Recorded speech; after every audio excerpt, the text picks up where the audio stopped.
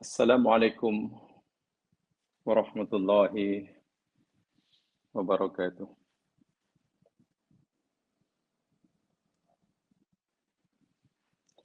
Alhamdulillahilladzi hadana lihada wa ma kunna linahtadiya laula an hadana Allah.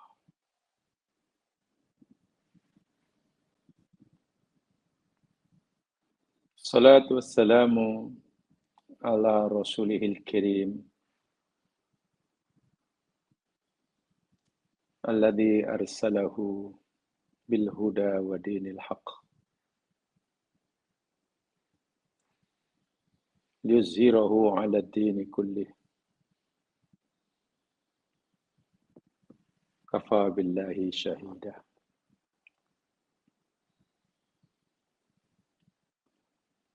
Asyhadu an la ilaha illallah wahdahu la syarika lah wa asyhadu anna Muhammadan abduhu wa rasuluh.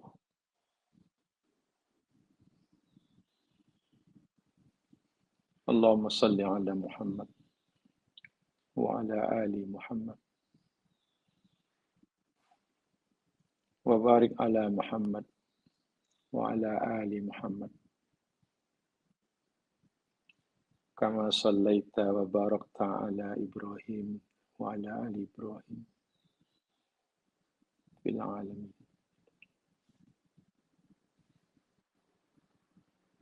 Bismillahilladzi la yadurru ma ismihi syai'un fil ardi wa la fis sama' wa huwas samiul alim. Bismillahilladzi la yadurru ma ismihi syai'un fil ardi wa la fis sama' wa huwas samiul alim. Bismillahilladzi la yadurru ma ismihi syai'un fil ardi wa la fis sama' wa huwas samiul alim. Allahumma ij'al khaira a'malina khawatimaha waj'al khaira a'marina awakhiraha waj'al khaira a'marina yawman nalqaka fihi. Rabbi shrah li sadri wa yassir li amri wahlul 'uqdatam min lisani yafqahu qawli. Amin ya rabbal alamin.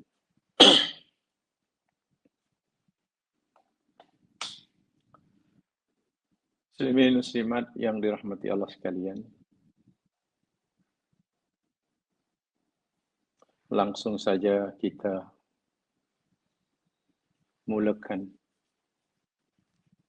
Kita teruskan siri kajian kita Surah Yusuf.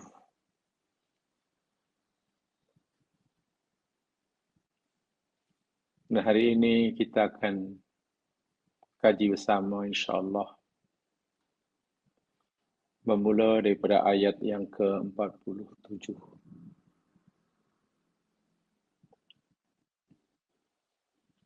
Ayat-ayat yang sedang kita pelajari ini, mulai pada minggu lepas dan ini insyaAllah. Ayat yang begitu penting sekali. Penuh dengan pengajaran khususnya bagi mereka yang di tangannya kekuasaan yang diberikan, yang diamanahkan oleh rakyatnya.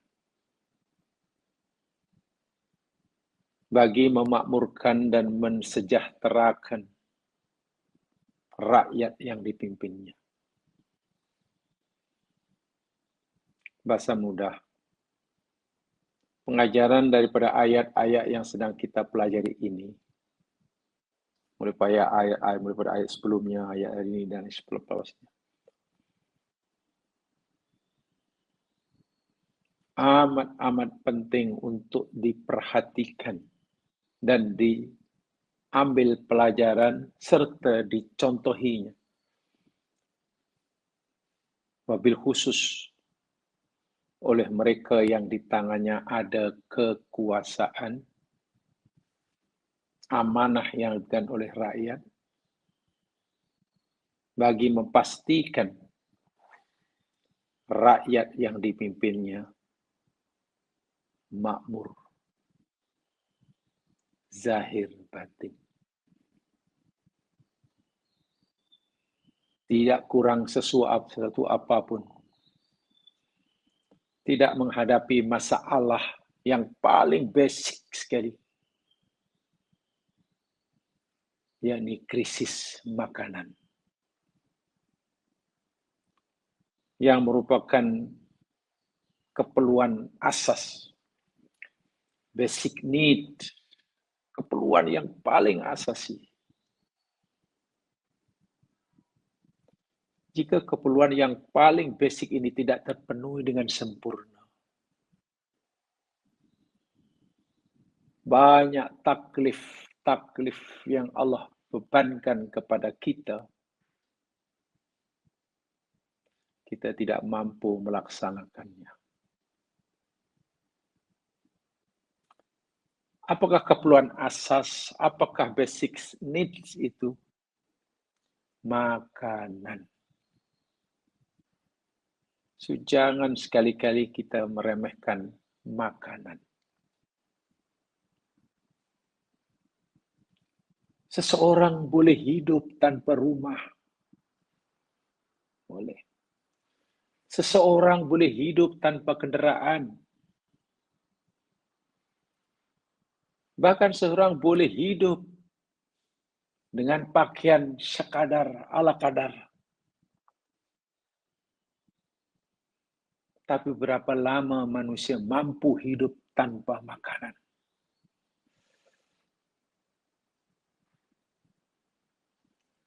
Kalau perut sudah lapar, bila negara sudah mengalami krisis makanan, bekalan makanan bukan sekadar kurang, bukan sekadar tidak mencukupi, tetapi tidak ada sama sekali. Bayangkan. Pasti berlaku huru-hara, ketidaktentraman, social unrest pasti terjadi di sana sini. Orang sudah tidak berpikir lagi, kalau perut sudah lapar, sedangkan makanan tidak tersedia, tidak cukup.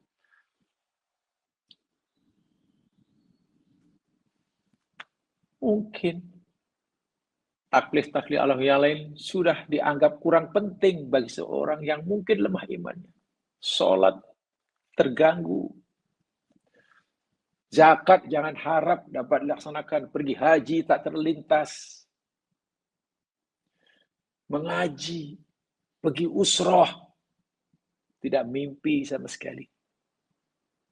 Bila nak memakan sesuap nasi pun tidak ada. Dalam ayat-ayat ini, Allah memberikan kita pengajaran yang luar biasa untuk dicontohi, diamalkan, khasnya, saya ulangi, khasnya. Bagi mereka yang di tangannya ada amanah kepemimpinan yang diberikan oleh rakyat. Memastikan kesejahteraan rakyat, memastikan segala keperluan yang diberikan oleh rakyat tersedia, mencukupi. Dan ini bukan tugas mudah. Ini bukan amalan dunia. Ini amalan ibadah yang sangat besar. Mari kita mulakan kajiannya.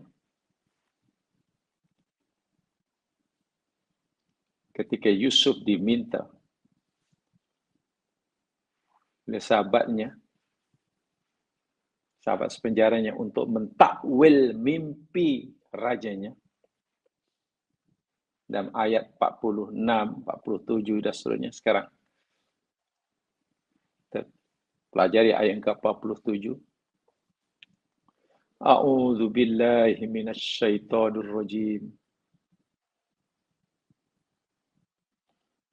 Qala tazra'una sab'a sinina da'aba fama hasadtum fadharuhu fi sumbulihi illa qalilan mimma ta'kulun. Yusuf berkata, Yusuf menjawab, tazra'una sab'a sinina da'aba. Walaupun ini kalam khobari, tapi maksudnya kalam insya'i. Kamu menanam. Itu kan kalam khobari. Tapi maksudnya tanamlah, rajin-rajinlah. Menanam, bercocok tanam. Bersungguh-sungguh, terus-menerus. Tazra'un fi'il mudhari'. Bukan sekali, terus. Tanam, tuai, tanam lagi. Tanam, tuai, tanam lagi, terus. Berapa lama? Kamu mesti terus-menerus menanam dengan rajin. Sab'a sinina da'aba. Selama 7 tahun. Berturut-turut. Jangan berhenti. Tanam, menuai, tanam, tuai, tanam. Begitu. 7 tahun berturut-turut. Karena selama 7 tahun akan datang nih. Air cukup untuk kamu menanam. Tapi fama hasadtum fadaruhu fi sumbulihi. Maka apa-apa tanaman kamu yang sudah tiba masa menuai dan kamu sudah tuai. Itu masa untuk harvest. Fadaruhu. Biarkan buah yang kamu tanam itu buahnya tetap pada tangkainya. Jangan kamu ceraikan. Baik, kita ambil contoh kebanyakan mufasir ini yang ditanam yakni gandum. Bukan pokok tamar tapi gandum. Kebanyakan mufasir, walaupun tidak disebutkan, boleh jadi ada yang berbuat itu pokok tamar. Yang pasti bukan rambutan lah, saya yakin. Bukan rambutan. Bila sudah tiba musim menuai gandum yang tanam itu, kamu simpan gandum ini, jangan kamu ceraikan dari tangkainya, tapi simpan dengan tangkai-tangkainya sekali. Jangan ceraikan. Illa qalilan, semua simpan. Tanam tuai simpan. Illa qalilan mimma ta'kulun. Kecuali sedikit daripada apa yang kamu tidak makan. Gunakan, ambil hasil tangan kamu itu sedikit. Ya, yang sekadar mencukupilah untuk kamu makan. Jangan gunakan untuk yang lain. Jangan untuk beli itu, jangan guna itu, jangan. Hanya untuk makan, itu pun yang minimal. Ambil yang gunakan yang paling minimum. Yang lain simpan. Allahu Akbar. Ini satu polisi yang dilakukan oleh Yusuf dalam takbir mimpinya. Baru takbir mimpi raja. Kenapa jemaah sekalian? Nabi Yusuf membaca mimpi raja itu. Keadaan negeri Mesir tidak akan baik-baik sahaja pada masa-masa hadapan. Paling tidak 15 tahun, 14 tahun. Itu akan menentukan rakyat Mesir hidup senang ataupun mati kebuluran. Karena ini Yusuf memberitahu kerajaan Mesir akan menghadapi apa yang dipanggil al-azimatul iqtisadiyah. Al-azimatul iqtisadiyah. The economic crisis. Krisis ekonomi. Bayangkan, krisis ekonomi. Bukan sekadar inflasi. Walau waktu itu ada inflasi atau belum. Bukan sekadar orang jual kendaraannya. Bukan. Tapi krisis yang paling basic. Apa dia? Kekurangan bahan makanan. Luar biasa. Dan Nabi Yusuf memberikan solusi, jalan keluar macam mana nak mengatasi krisis ekonomi yang akan berlaku beberapa tahun akan datang. Ini tidak mudah. Tidak mudah. Dan punca krisis ekonomi sudah dijelaskan. Bencana alam. Bukan karena angkara murka penyangak ekonomi. Waktu itu belum ada mungkin penyangak keuangan. Bencana alam, kemarau panjang, bencana alam. Ya macam sekarang mungkin cuaca tidak menentu, climate change lah sana sini, cuaca ini hujan tak menentu, pangmaru, tanaman tiba-tiba masa nuai, tiba-tiba banjir. Bencana alam. Itu poin dia. Punca krisis ekonomi yang akan berlaku melanda Mesir, bencana alam. Apa itu? Kemarau panjang selama 7 tahun. Dan mereka tidak boleh cocok tanam. Apalagi negara pertanian. Mesir waktu itu bergantung, kehidupan rakyat bergantung kepada agriculture. Pada agriculture jadi masih negara agraris. Mesir negara agraris. Tiba-tiba 7 tahun tak ada hujan. Bukankah itu al-azimah al-iqtisadiyah? Satu krisis ekonomi yang luar biasa. Dan Nabi Yusuf telah memberikan solusi menghadapinya nanti. Satu datanya, selama 7 tahun akan datang ini, sampai 7 tahun, ya hujan cukup, air cukup. Waktu Yusuf belum punya kuasa. Kuasanya masih di tangan Malik. Akan Yusuf kata beritahu kepada penguasa Mesir ini untuk galakkan kepada rakyatnya, kempen besar-besaran, rajin bekerja, dapat hasil, simpan, bekerja, ada hasil, simpan, menanam, tuai, simpan, kecuali sedikit saja dimakan. Bukan tak boleh makan, tak boleh guna, boleh guna tapi hanya untuk makan. Jadi ada semacam polisi yang diterapkan, yang Yusuf alaihissalam mau diterapkan di Mesir, dipanggil at-taqlilul istihlaki dalam bahasa Arabnya. At-taqlilul istihlaki. Apa namanya? Meminimumkan penggunaan. Reducing consumption lah. Bayangkan. Dan ini bukan budaya Mesir waktu itu. Bukan. Berjimat cermat justru ketika mereka mendapatkan pendapatan yang melimpah-limpah. Senang ke?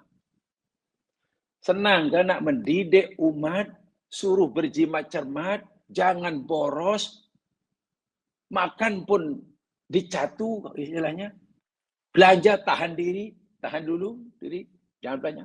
Ketika mereka mewah, mampu makan mewah tapi disuruh makan ala kadarnya, mampu berbelanja mewah tapi Yusuf kata tahan dulu niat untuk berbelanja.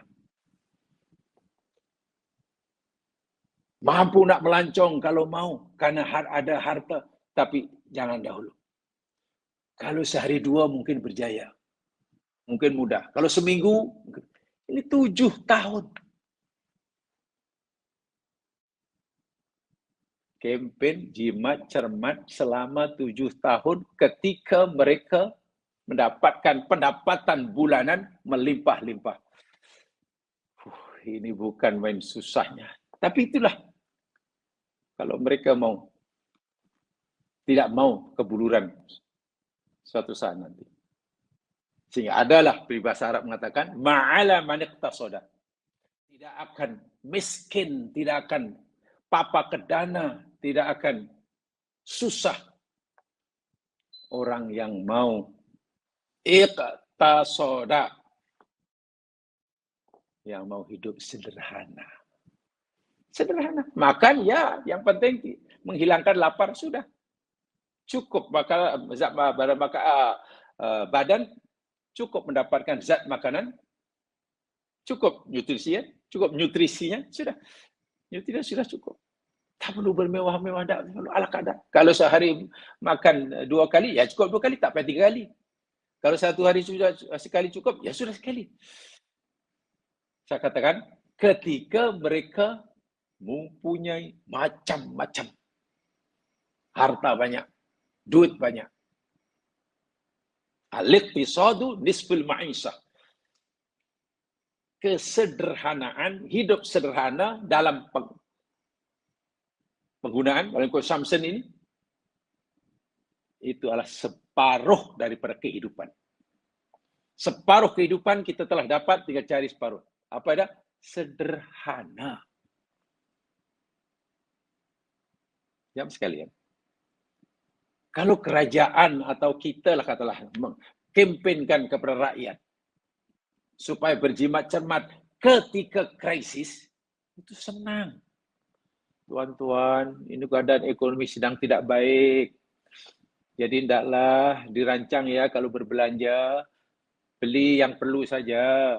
Kurangilah berjalan-jalan melancong. Kurangilah majlis-majlis kenduri yang tak perlu. Ya, kalau nak kenduri kahwin pun janganlah mewah-mewah sangat. Cukuplah menyembelih katalah 2 ekor ayam katalah.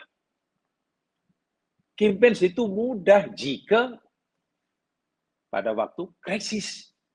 Mungkin tak ada kempen pun orang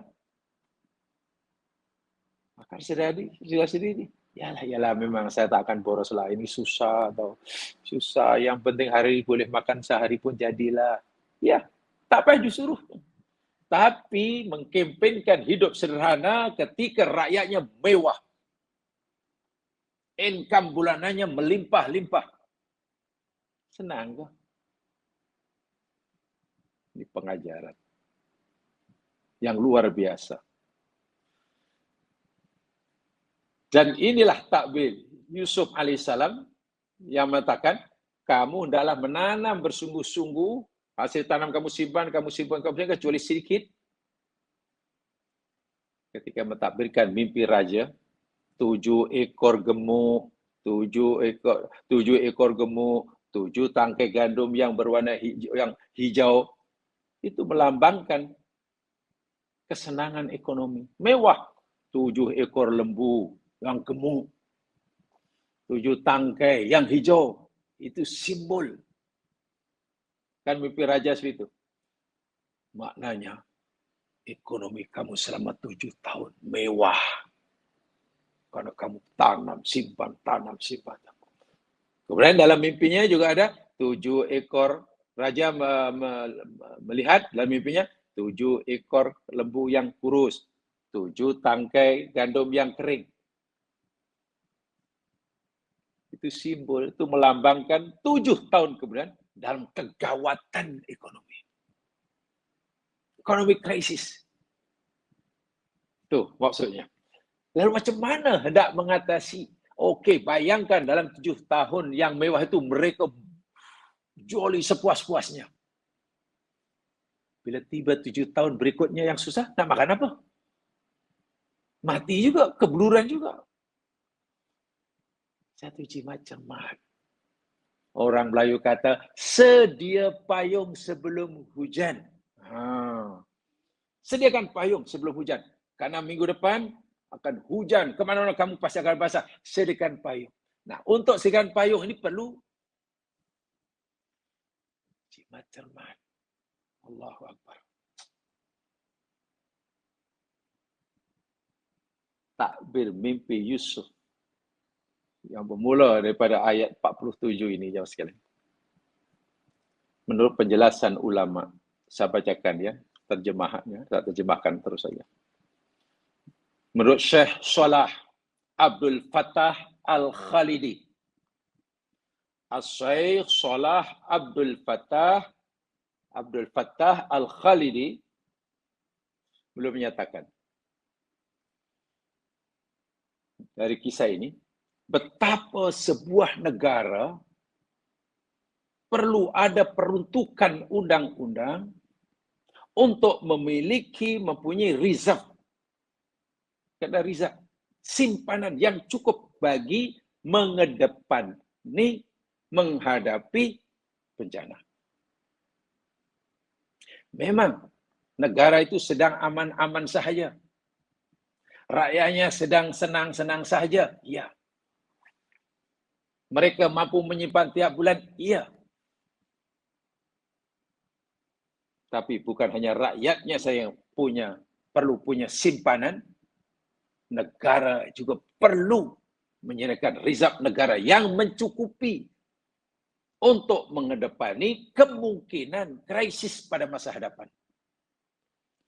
Sehingga bila ada krisis ekonomi, negara mampu untuk tetap menjaga kelangsungan hidup rakyatnya dengan reserve negara.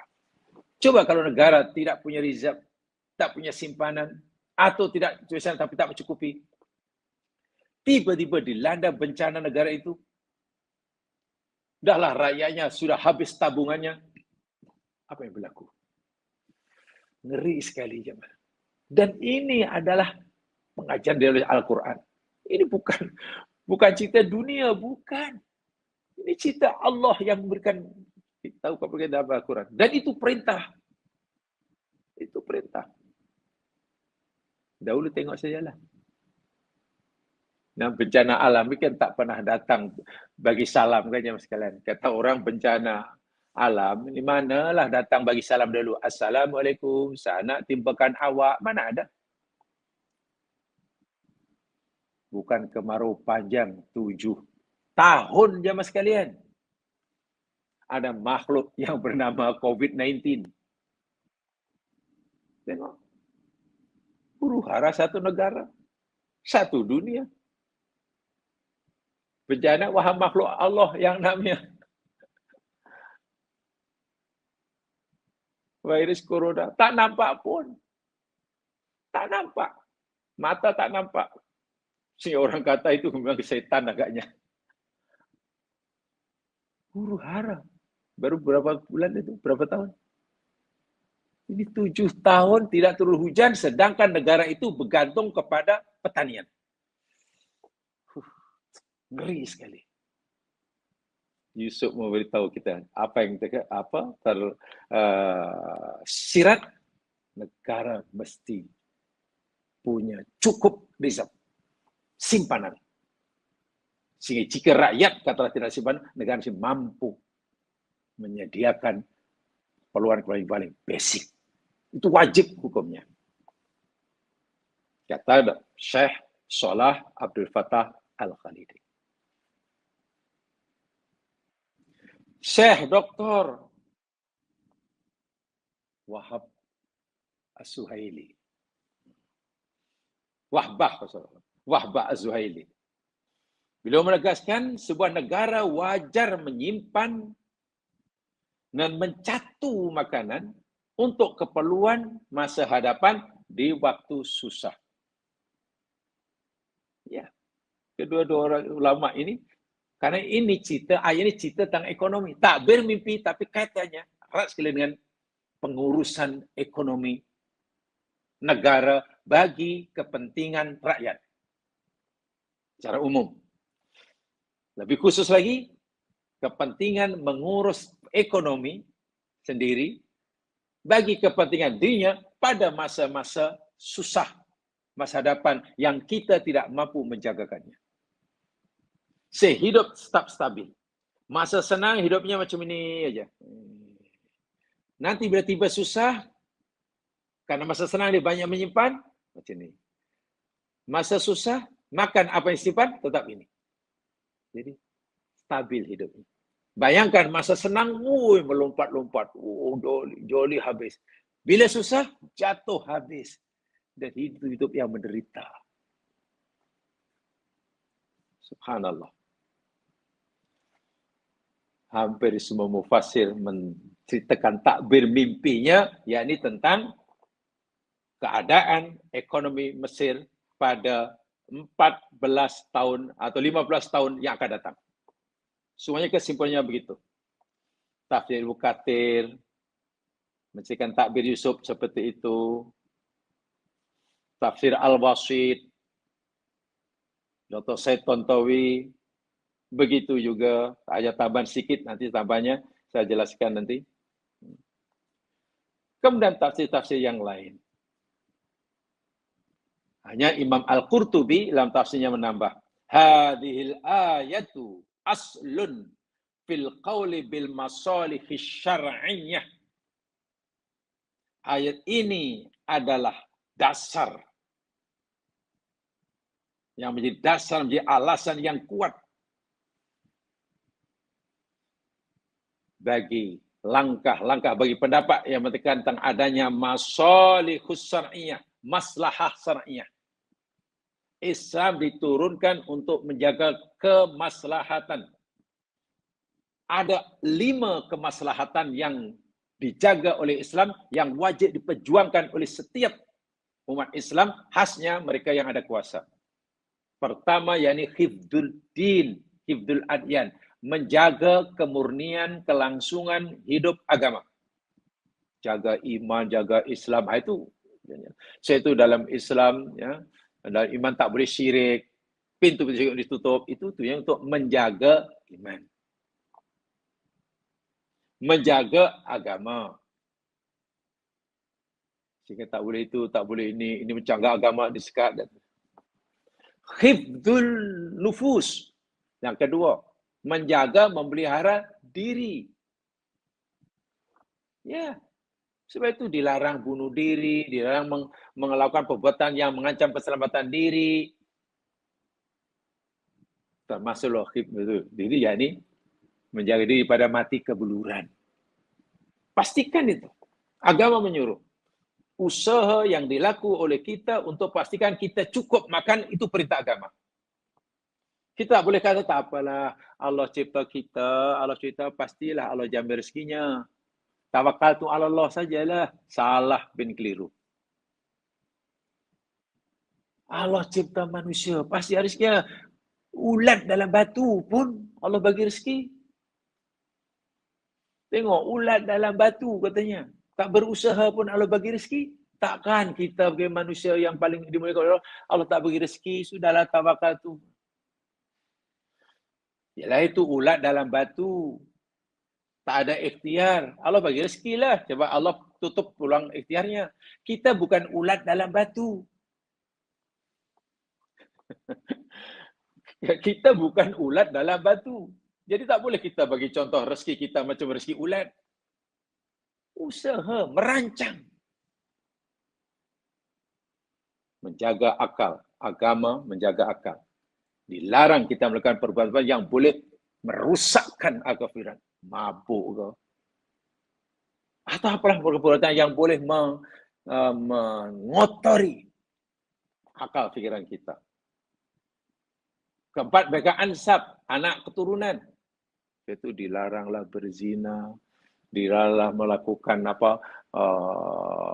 perkara-perkara yang mungkin akan menjaga kesihatan, yang nanti DNA-nya akan nular ke anak cucu. Dan menjaga harta benda. So, berusaha memastikan ekonomi diri, ekonomi keluarga, ekonomi masyarakat, ekonomi negara tetap terjamin. Khasnya keperluan asas makan, minum tetap terjamin. Itu termasuk maslahah syar'iyah, diperintah oleh agama, bahkan hingga satu peringkat wajib hukumnya. Wajib hukumnya. Fa inna maqsud asy-syara'i irsadun nas ila masalihim dunyawiyah. Karena sesungguhnya salah satu maksud tujuan syariat diturunkan oleh Allah membimbing, mengajar, mandu manusia menuju kemaslahatan dirinya. Sama ada duniawiyah atau ukhrawiyah. Liyahsula lahumut tamakkun fi ma'rifatillah, Karena bila kehidupannya sudah stabil, makan minum cukup, tempat tinggal cukup, pakaian cukup, mudah dan tenang menyembah Allah tuh jemaah sekalian. Ya, salat jadi khusyuk. Wirid jadi khusyuk. Bakti pada orang lain khusyuk, menolong orang mampu jika semuanya berkecukupan. Anda bayangkan, rumah tidak ada, rumah tumpang, asyik, jiwanya sentiasa ketakutan, bilalah kena halau lagi. Ini namanya masjid bandaran sudah mulai melirik-lirik tempat tinggal haram kita, bila dihalau. Bingung, hujan pula bocor. Makanan tak tentu. Sehari makan, 2 hari tak makan. Dan kerana sebab itu terfikir kan, khusyuk dalam solat. Susah. Terfikir ke, pergi haji langsung tak terbayang. Orang yang serba kekurangan seperti ini, terbayang ke? Oh, esok sana pergi usrah lah, pagi di sana, petangnya. Tak ada. Alhamdulillah kita sekarang boleh pergi sana belajar, pergi situ belajar, pergi usrah sana. Ya, karena kita berkecukupan makan minum. Cuba Anda bayangkan kalau kita tidak cukup makan. Situ makanan itu penting sekali. Kecukupan itu penting sekali. Dan itu perlu diusahakan. Hukumnya wajib. Sehingga ada dalam kaidah usuliyah. Ada orang kata kaidah fiqhiyah. Tapi sebenarnya lebih tepat kaidah usuliyah. Ma la yatimul wajibu illa bihi fawa wajibun. Sesuatu perkara yang mana suatu kewajiban tidak akan sempurna dilakukan, dikerjakan tanpa dia, maka perkara tersebut hukumnya wajib. Sesuatu perkara atau perbuatan yang mana suatu kewajiban tak dapat disempurnakan dengan jayanya, kecuali dengannya, maka suatu tersebut hukumnya wajib. Ya, kalau dalam contoh-contoh fikih biasanya wudu. Salat itu wajib.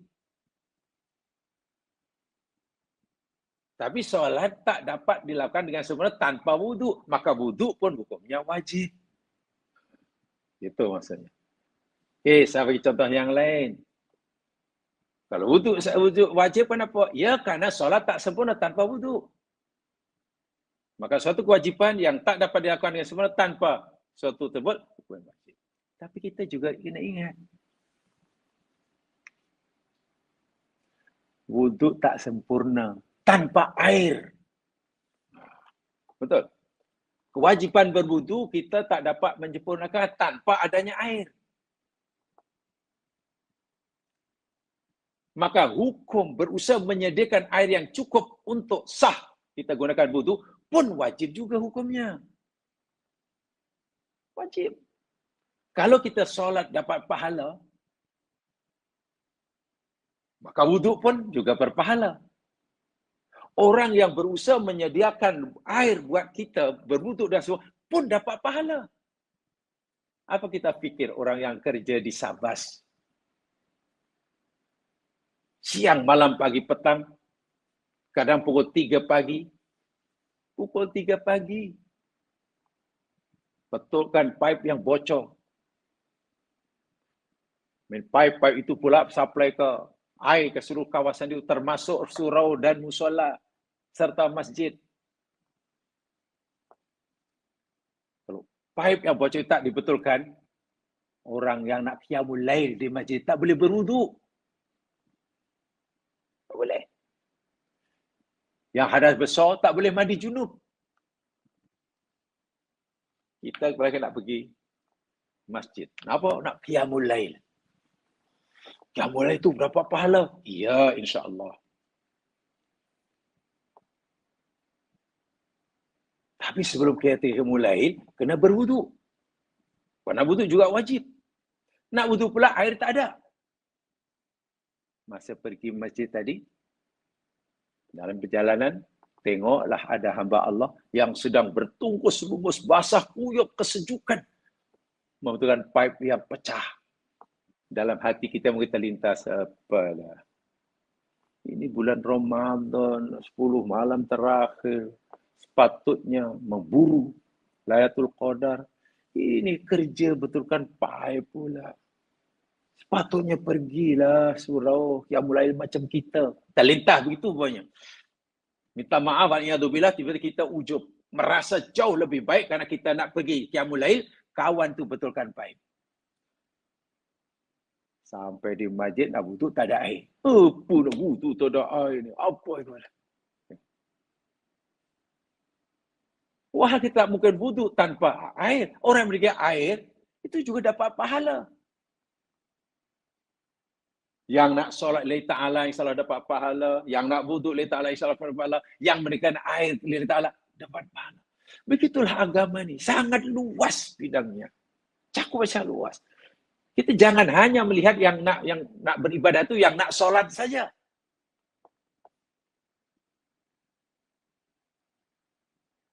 Solat tak sempurna tanpa menutup aurat. Betul. Kalau itu menutup aurat, hukumnya wajiblah. Betul, alhamdulillah. Tapi kita tidak mampu menutup aurat tanpa bahan yang disebut kain, yang disebut pakaian. Oh iya pula. Kalau itu menyediakan pakaian, wajib hukumnya. Karena dengan itu kita bisa menutup aurat. Oh iya pula. Kalau menutup aurat wajib, maka menyediakan, memastikan pakaian tersedia, itu wajib. Pakaian tidak boleh dipetik di pokok. Belakang rumah tiba ada pokok pakaian, tak ada.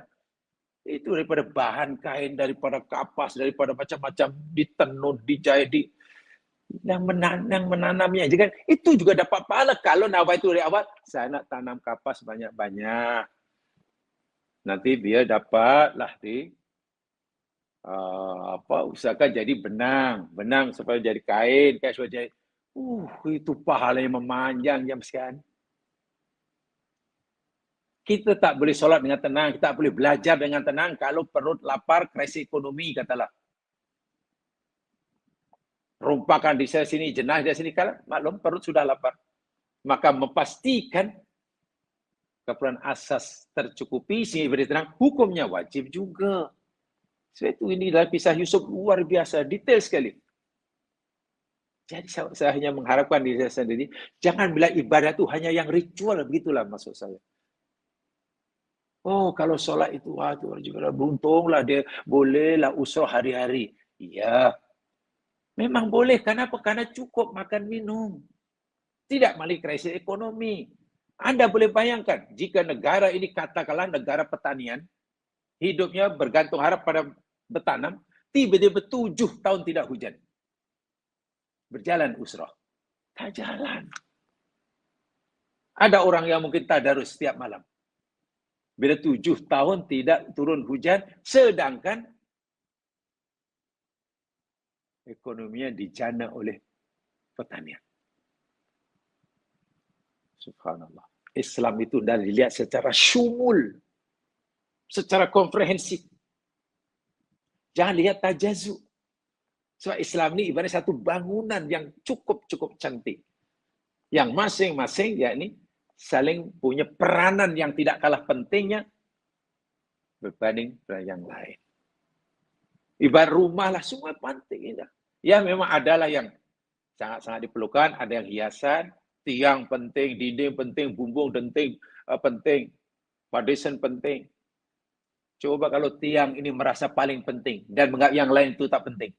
Mengamuk itu dinding, mengamuk itu bumbung. Oh tiang, kau merasa paling penting ya, dan kamu merasa aku ini tak berguna ya, tak apalah. Bumbung lari. dinding leri, pintu leri, tinggal tiang aja, ada orang duduk. Tak boleh, lihat secara syumul. Syumul. Nih, ya. Indah kata Imam Al-Qurtubi. Dengan terpenuhinya kemaslahatan dunia keperluan hidup, akan menjadi tenang dalam mengenali Allah, beribadah. Wa ibadatu al-wassilatain ila sa'adatil ukhrawiyah. Dan ibadahnya akan dapat menghantar orang itu kepada kebahagiaan akhirat. Dunia bahagia karena cukup makan minum, berkat ikhtiarnya. Sholatnya jadi tenang, wiridnya jadi tenang, sodakohnya jadi melimpah-limpah, dapat menghantarnya pada kebahagiaan. Wa mura'atu dzalika fadlun minallah wa rahmati rahimah, kata Imam Al-Qurtubi. Sangat menarik. Sangat menarik. Ini sekalian, yang pertama ingin sampaikan. Yang kedua, dalam ayat tadi dinyatakan fama hasattum fadaruhu fi sumbulihi. Apa-apa buah gandum yang sudah tiba masa kamu tuai, simpan. Biarkan gandum itu jangan kamu pisahkan, yang kamu carikan dari tangkainya. Simpan dengan tangkainya sekali. Apa maknanya ini? Apa rahasia ini? Apa ijaz? Apa maklumat saintifik dalam ayat ini? Kenapa Nabi Yusuf arahkan agar disimpan dengan tangkainya sekali? Apa maklumat ilmiahnya? Jamaah sekalian, al-haqa'iq al-ilmiyah, hakikat atau maklumat saintifik begini. Kenapa suruh simpan dengan tangkainya? Tidak dipisahkan, jadi biar kalau disimpan kan tidak makan ruang banyak, bolehlah masuk goni dan disimpan. Kalau dengan tangkainya sekali kan, oh ini perlu tempat yang luas. Lalu buat apa tangkai disimpan? Yu'addu nabatul qamhi min ahamil mahasil zira'iyah wal iktisadiyah fil alam. Jamaah sekalian, bahwa tumbuh-tumbuhan, tanaman, bijirin, gandum ke, padi ke, jagung ke, apa lagi, bali ke, oat ke, dan semakna dengannya lah. Ini sebetulnya telah diakui hari min ahammi mahasiliz zira'iyah wal iktisadiyah fil alam. Merupakan tanaman-tanaman yang terpenting dalam dunia pertanian, ekonomi. Dan sekian banyak tanaman di dunia ini yang paling penting bagi hajat manusia, yakni tanaman-tanaman daripada bijirin. Padi, jagung, oat, bali, gandum, dan sebagainya. Bukan maknanya durian tak penting. Tapi kan mana lebih penting, durian ataupun bahan makanan seperti itu, bijirin, beras. Ini bukan mana yang lain tak penting ya. It yumathilul masdar awal li ghada'il insan. Ia karena tanaman-tanaman yang berbiji ini merupakan keperluan asas bagi makanan manusia. Ya. Bahan makanan basic yang digunakan oleh manusia seluruh dunia, majoriti lah, walaupun mungkin ada kecualinya, daripada bijirin. Wal qamhu min aqdamil aghdiyah allati arafal insan wa marasa zinata mudu usul qadimah. Dan rupa-rupanya menurut kajian ilmiah,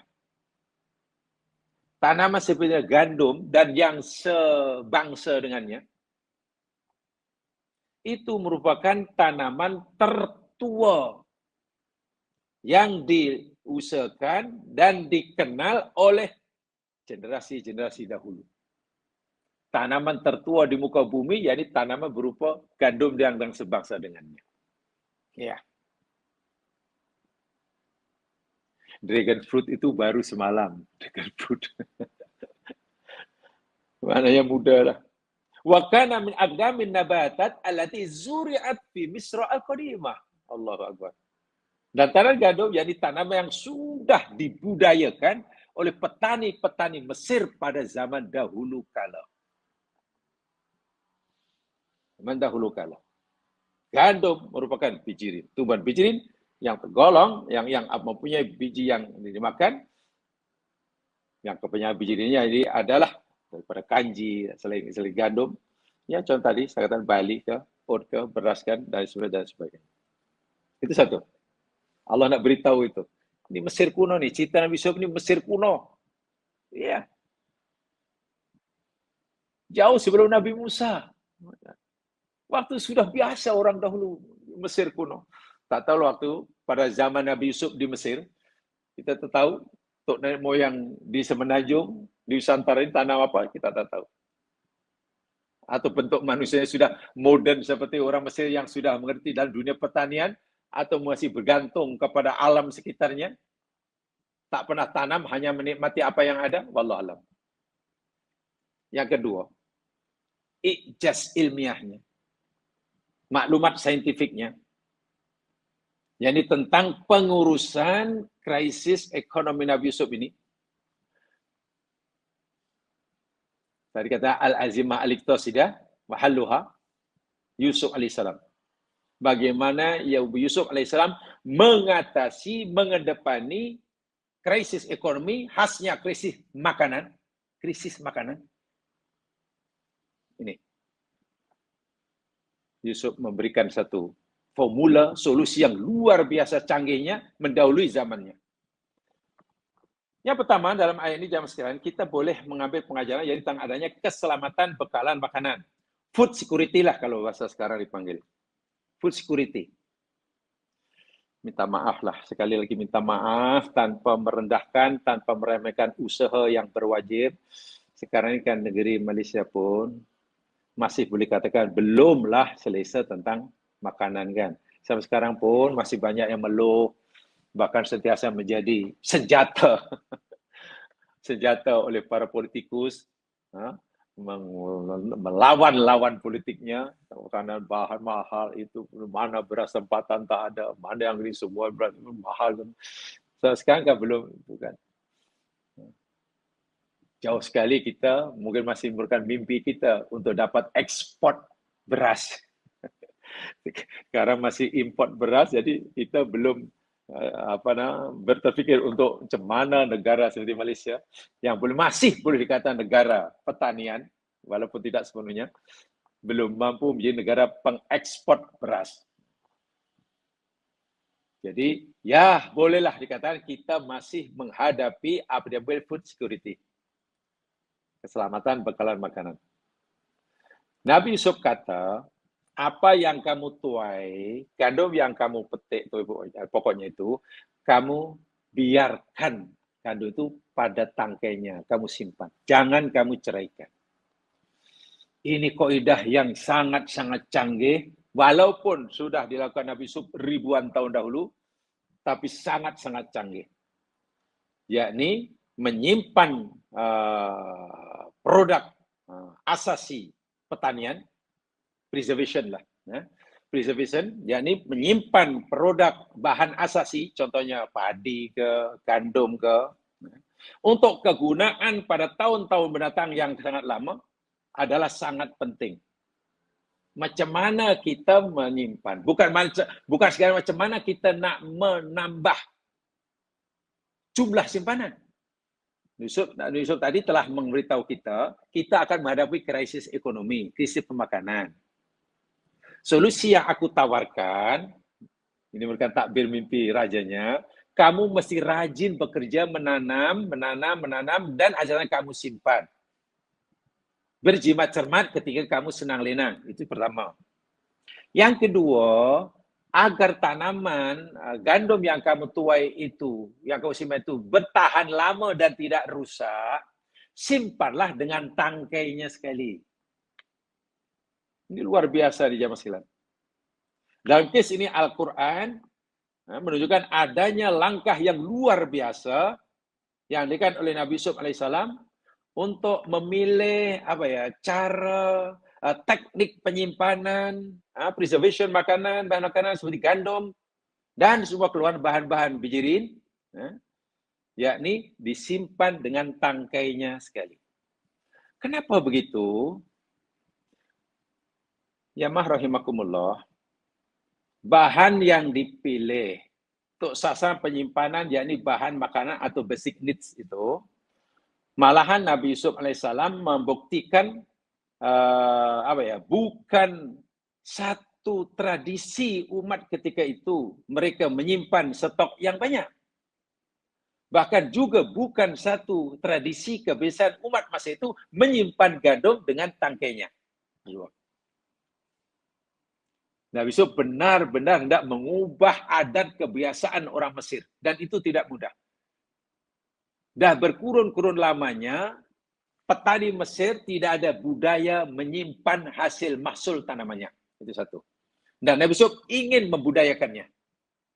Menyimpan, budaya menyimpan makanan justru ketika mereka mewah. Itu luar biasa susahnya. Yang kedua, petani Mesir tidak ada kebiasaan budaya menyimpan gandum dengan tangkainya. Tak ada, tak terfikir langsung. Nabi Yusuf yang memperkenalkannya kali pertama. Karena tentu ada kebaikan dan ada hikmahnya. Apalagi untuk menghadapi, untuk memastikan simpanan gandum itu dalam jangka masa yang lama. Ya, kalau disimpan sebulan dua, tak apalah. Ini disimpan selama 14 tahun, tahan 14 tahun tak rusak. Oh, itu perlu menggunakan satu kaedah, satu cara yang super canggih. Nak pastikan gandum tidak rusak walaupun disimpan selama 14 tahun. Orang Mesir bukan sekadar tidak ada budaya menyimpan gandum dengan cara begitu. Ya, kalau simpan pun sehari dua, sebulan dua, dan makan lagi. Tapi budaya menyimpan tidak ada. Ya mas sekalian.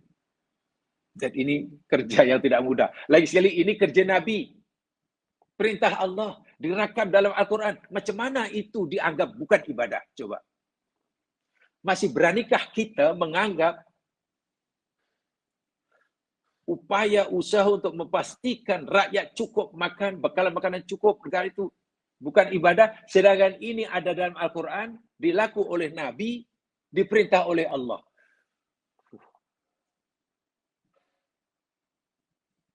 Salat penting, iya. Puasa penting, iya. Tapi apa kita pikir ini bukan perkara yang penting? Perintah salat, satu patah kata, ya, aqimus shalah. Dah. Tapi perintah untuk ini.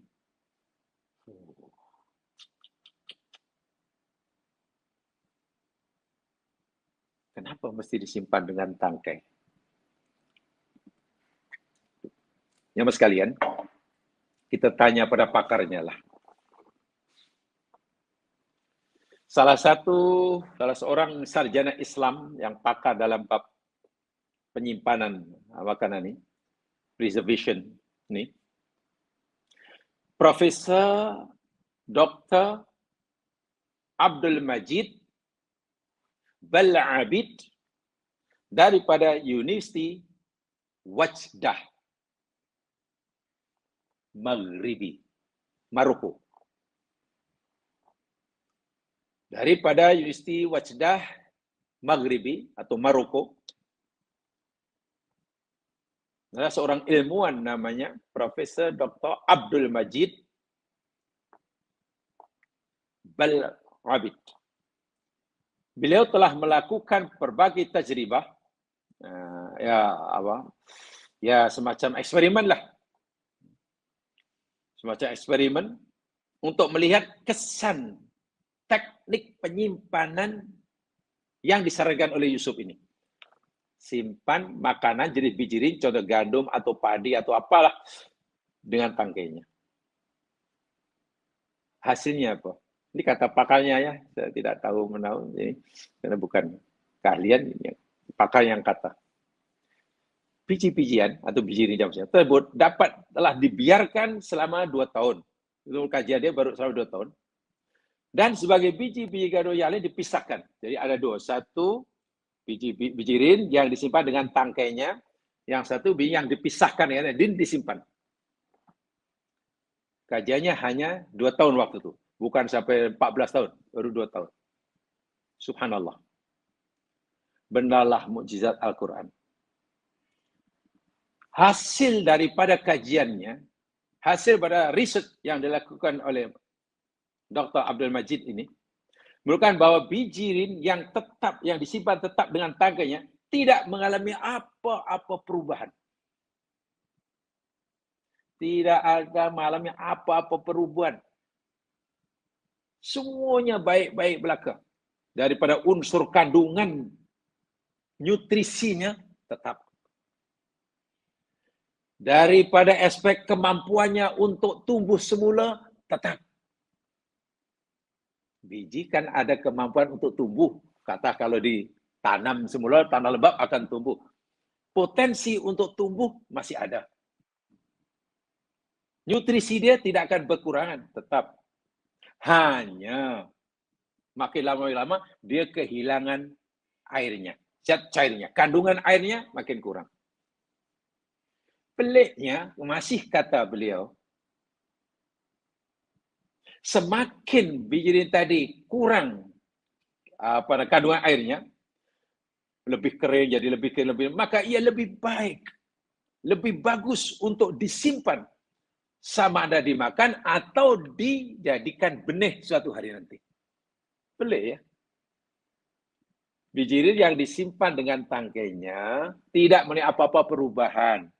Sama ada, nutrisi dia yang terkandung terjejas. Potensial untuk tumbuh sudah mati banyak. Tidak, tetap makin. Bahkan ya hanya kehilangan kandungan airnya. Makin kering, makin kering. Peliknya, semakin kering biji yang disimpan dengan tangkai itu, makin baik. Makin kering, makin baik. Sama ada untuk dimakan, karena tetap kandungan nutriennya masih kekal, ataupun dijadikan benih suatu hari bila tiba masanya, setelah sekian puluh tahun, tetap mampu tumbuh. Berbeza dengan biji rin yang disimpan, diasingkan dari tangkainya. Dalam jangka beberapa waktu, mengalami perubahan. Kandungan nutrisinya sudah mulai berubah. Potensial untuk tumbuh bila ditanam berkurang. Maknanya makin lama, ya makin tidak berguna lah. Apalagi sampai puluhan tahun. Kalau diceraikan dari tangkainya. Yang terakhir. Bandingkan dengan cara pengawetan makanan hari ini. Yang kita katakan canggih itulah. Kan, ilmu pengetahuan hari ini sangat penting yang banyak dilakukan ya dengan berbagai macam bahan kimia, pewarna, pengawet, perisai, apalagi perisai tiruan lah, perasa tiruan yang supaya awet. Ya, supaya tahan lama, maka bubuklah pengawet, itulah yang dibenarkan. Tahan ke sampai bertahun? Dahlah caranya sangat boleh katakan sangat tidak efektif, tidak sehat pula untuk kita makan. Cara Nabi Yusuf atas wahyu daripada Allah SWT luar biasa. Cara yang boleh katakan sangat sederhana, tetapi luar biasa canggihnya. Tidak menimbulkan apa-apa madarat untuk digunakan, dimakan atau ditanam semula. Kebetulankah ini? Ini pasti bukan suatu yang kebetulan. Bagaimana suruh kebetulan? Allah yang suruh. Dan ingat ya, cara penyimpanan makanan, prinsip yang secanggih itu, yang sederhana dasarnya itu, ini bukan mudah untuk dibudayakan pada masyarakat saat itu. Karena, tadi saya katakan, masyarakat Mesir pada masa itu tidak biasa menyimpan hasil mahsul tanamnya. Itu bukan budaya mereka. Ya, makan, habis nanti tanam lagi, habis itu aja. Yang kedua, mereka tidak biasa. Kalau menyimpan pun tidak biasa dengan cara ini. Ini pelik. Nabi Yusuf lah orang pertama memperkenalkan cara menyimpan makanan dalam jangka masa yang puluhan tahun tidak rusak, tetap elok seperti sedia kala. Saya tidak tahu negara mana sekarang yang mengikuti cara seperti ini. Saya minta maaf ini sekarang pengalaman ya, izin saya menceritakan pengalaman sedikit saja. Masa saya masih kecil dulu di kampung karena ya family petani, kawasan pertanian, cuci ke sawah gitu. Masa itu padi tinggi-tinggi, bukan padi yang pendek yang 3 bulan sudah menuai. Ini 4 bulan lebih baru tua itu. Jadi namanya bukan pakai jentera sekarang, tak. Dikerat dengan tangkainya sekali. Bawa balik dengan tangkai sekali, lalu di rumah nanti dibuang dia punya sebagai tangkainya itu apa yang menutupi itu, lalu diikat. Jadi tidak simpan padi ada satu bangunan khas itu panggil lumbung, untuk simpan padi. Padi disimpan bukan beras, bukan sudah diceraikan dari tangkainya, dengan tangkainya sekali diikat.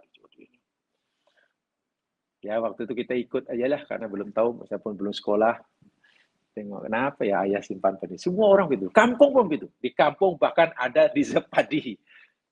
Di kampung ada waktu sekarang sudah tidak ada. Ada sepadu besar bangunan untuk simpan. Jadi katakanlah rakyat mengalami kesusahan makanan, kampung itu masih boleh bagi bantuan karena ada simpanan. Dan semua padi simpan dengan tangkainya. Waktu saya rasa pelik. Kan makan ruang. Bangunan sebelah itu hanya muat beberapa kilogram padi, pasal dengan tangkainya.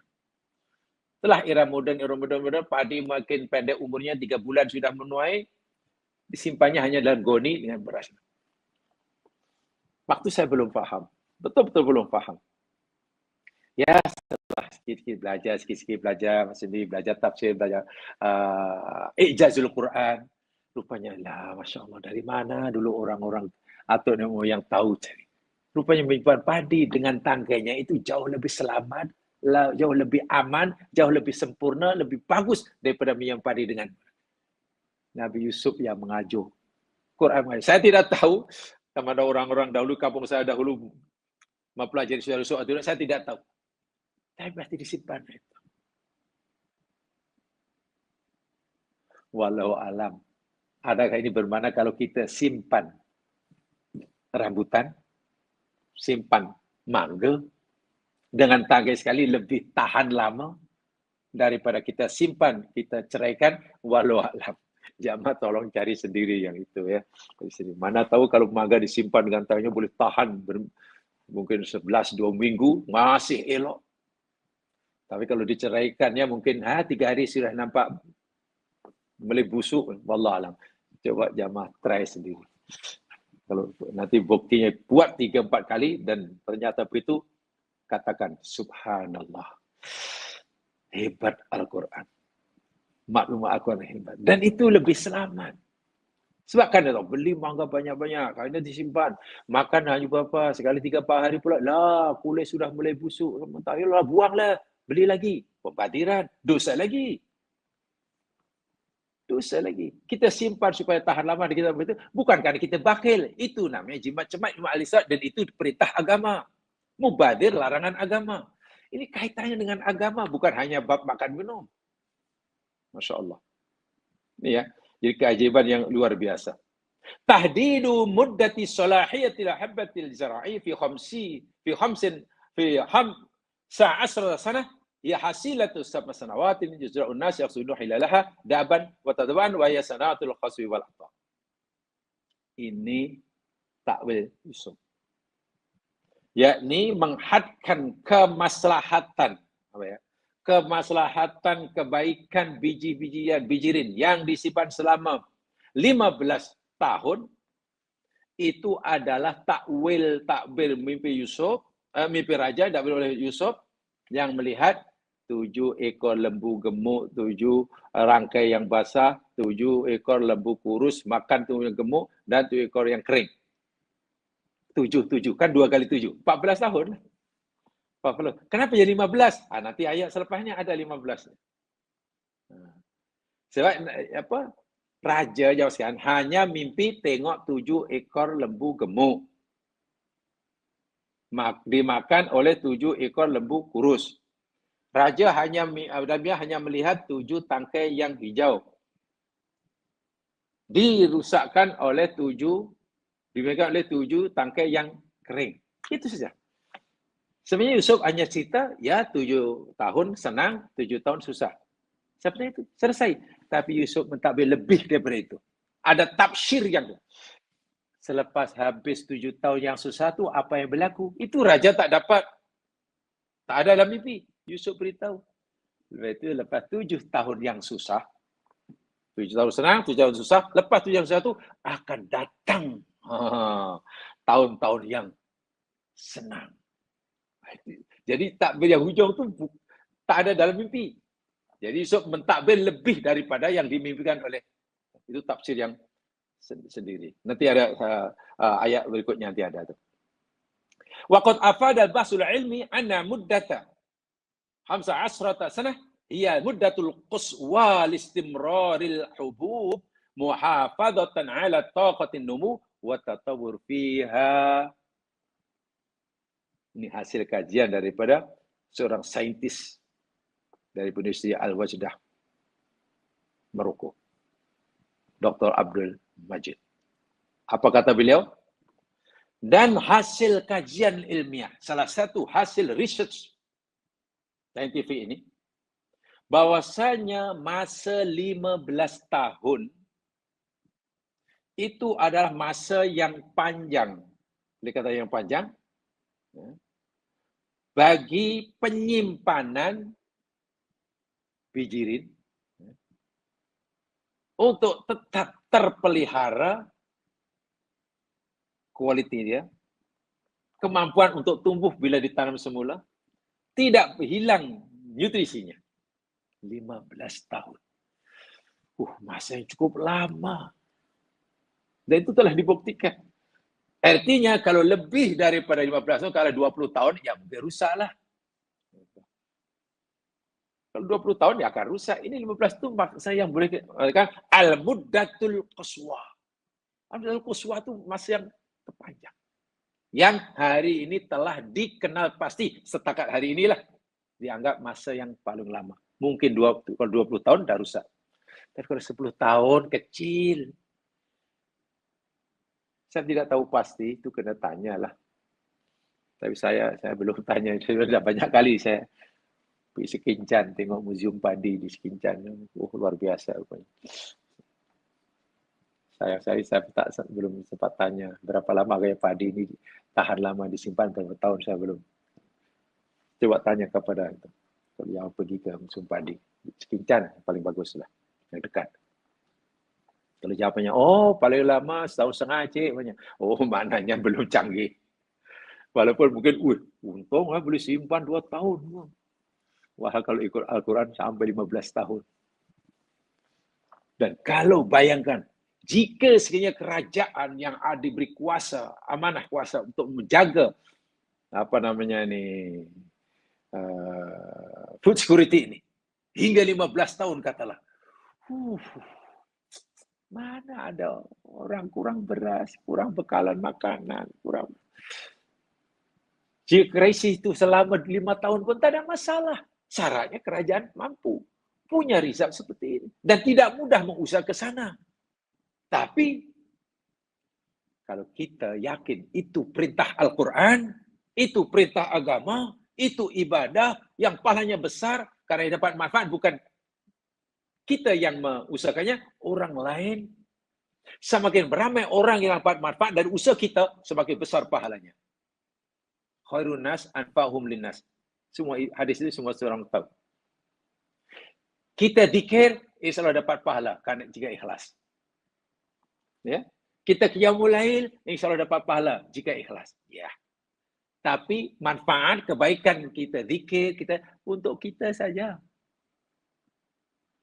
Sebab itu biar orang Muslim tidak hanya harus menambahkan kebaikan untuk diri sendiri, berusaha untuk melakukan kebaikan yang kebaikannya dapat dirasai oleh ramai orang. Semakin banyak orang dapat manfaat daripada usaha kita, maka semakin besar dan semakin banyaklah pahala yang dijadikan buat kita.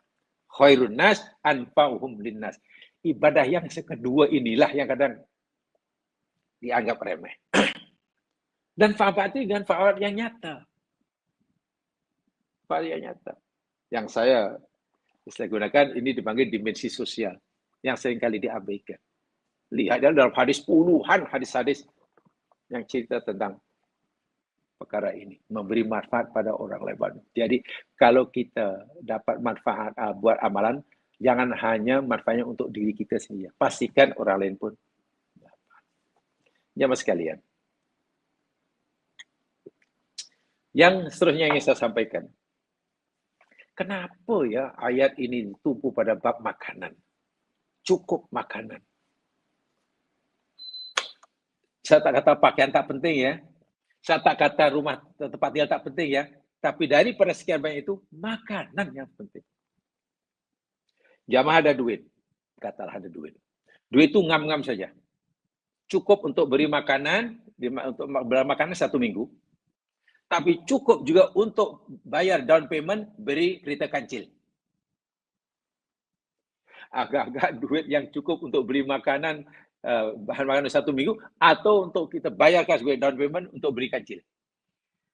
Kalau kita untuk beli, bayar down payment untuk beli kancil, kita mati kebuluran. Mungkin besok lusa mati. Pasti orang akan digunakan beli makanan. Makanan itu Allahu Akbar. Kenapa begitu? Kenapa makanan begitu penting? Karena ini adalah keperluan pertama sebelum kita mampu melakukan perintah-perintah Allah yang lain. Perintah sholat, perintah zakat, perintah bakti, perintah berjuang, perintah mengaji, perintah macam-macam lah. Kita tak mampu melaksanakan dengan sempurna tanpa berkecukupan makan minum kita. Orang lapar kebuluran manalah boleh buat perintah yang lain jemaah sekalian. Tak boleh. Oh, hingga sakit karena tak makan. Coba. Apa yang boleh buat? Terbayangkan nak join tadarus. Kenapa awak sakit ni? Alah, saya kebuluran, tak ada makanan lah. Tak ada makanan lah. Ada terfikir nak pergi tadarus. Bukan tadarus tidak penting. Tapi ada sebelum yang lebih penting. Ini makanan. Jamaah sekalian. Makanan, minuman lah. Ini makanan, minuman, dan pakaian, tempat tinggal lah. Okey lah. Saya sebut empat sekali lah. Makanan, minuman, pakaian, tempat tinggal. Tapi makanan nomor 1 ya. Jemaah sekalian. Awalun ni'am dzakarahallahu ta'ala li Adam. Makanan nomor 1, minuman, pakaian, tempat tinggal adalah nikmat Allah pertama yang Allah sebutkan kepada Adam. Apa nikmat Allah pertama yang Allah berikan dan Allah sebutkan, Allah ceritakan kepada manusia, namanya Adam? Makanan. Iya. Dan ini Allah sebutkan kepada Adam, Allah beritahu kepada ketika Adam masih di surga. Bayangkan. Allah belum cerita nikmat yang lain. Betul, yang lain itu nikmat Allah, betul. Telinga boleh mendengar nikmat Allah, semua nikmat Allah, Islam nikmat Allah, iman betul.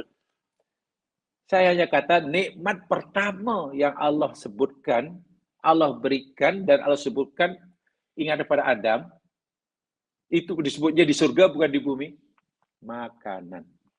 Kemudian minuman, pakaian, dan tempat tinggal. Jamaah lihat, tolong lihat surah Toha. Coba lihat Toha. Ayat 100, dan 119. Coba perhatikan.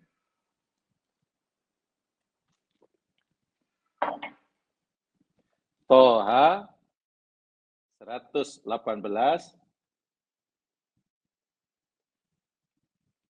dan 119.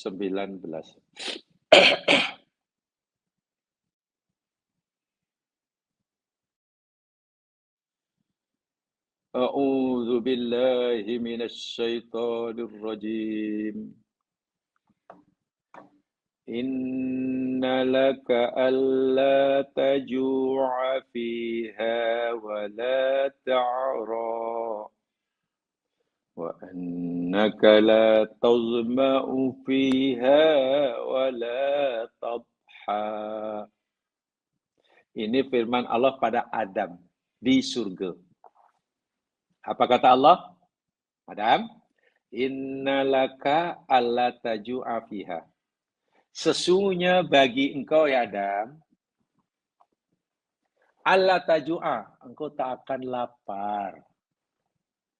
Engkau tak akan kebuluran, Adam. Fiha, dalam surga ini.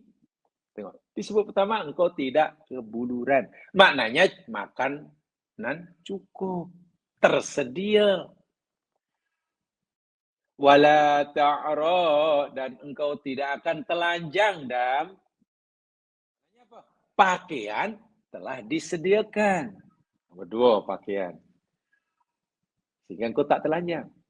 Nikmat ketiga, wala wa annaka la tazma'u fiha. Dan sungguh engkau, Dam, kau tidak akan dahaga. Tak akan haus, dahaga. Di surga, tak. Kenapa? Minuman cukup, dan stok minuman ada. Surga ini penuh dengan rizab makanan, pakaian, dan minuman. Lagi apa? Wala tadha. Dan kau tidak kepanasan, Dam, karena tempat tinggal pun ada. Tengok. 4. Nikmat pertama disebut oleh Allah kepada manusia.